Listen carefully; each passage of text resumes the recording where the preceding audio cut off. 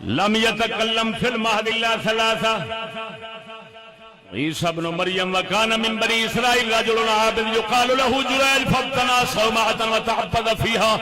قال فذكر بنو إسرائيل يوما عبادة جريج فقال بقي منهم لئن شئتم لأصبينه فقالوا قد شئنا. قال فاتته فتعرضت له فلم يلتفت إليها فأمكنت نفسها من راع كان يأوي غنمه إلى أصل صومعة جريج فحملت فولدت غلاما. فقالوا ممن؟ قالت من جريج. فاتوا فاستنزلوه فشتموه وضربوه وهدموا صومعته. فقال ما شأنكم؟ قالوا إنك زنيت بهذه البغي فولدت غلاما. قال وأين هو؟ قالوا ما ها هو ذا. قال فقام فصلى ودعا ثم انصرف إلى الغلام فطعنه بإصبعه وقال بالله يا غلام من أبوك؟ قال أنا ابن الراعي. فوثبوا إلى جريج فجعلوا يقبلونه وقالوا نبني صومعتك من ذهب.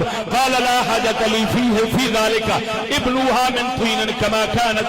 قال وبينما امرأة في حجرها ابن لها ترضعه إذ مر بها راكب ذو شارة فقالت اللهم اجعل ابني مثل هذا. قال فترك ثديها وأقبل على الراكب فقال اللهم لا تجعلني مثله. قال ثم عاد إلى ثديها يمسه. قال أبو هريرة فكأني أنظر إلى رسول الله صلى الله عليه وسلم يحكي علي صنيع صبي ووضعه إصبعه في فمه فجعل يمسها ثم مر بأمة تضرب فقالت اللهم لا تجعل ابني مثلها.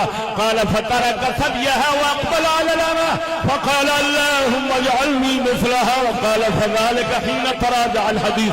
فقالت حلقا مر الراكب ذو الشارة فقلت اللهم اجعل ابني مثله.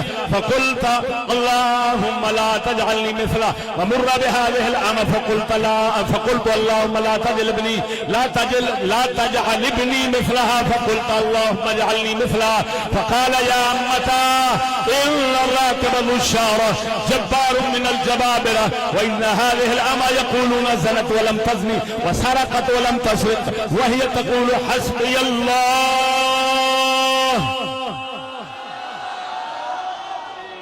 नारे तकबीर, नारे रिसालत, दोनों हाथों को बुलंद करके नारा लगाइए। नारे रिसालत, नारे तहकीक, दिलो ललकार है, ललकार है। बैठो।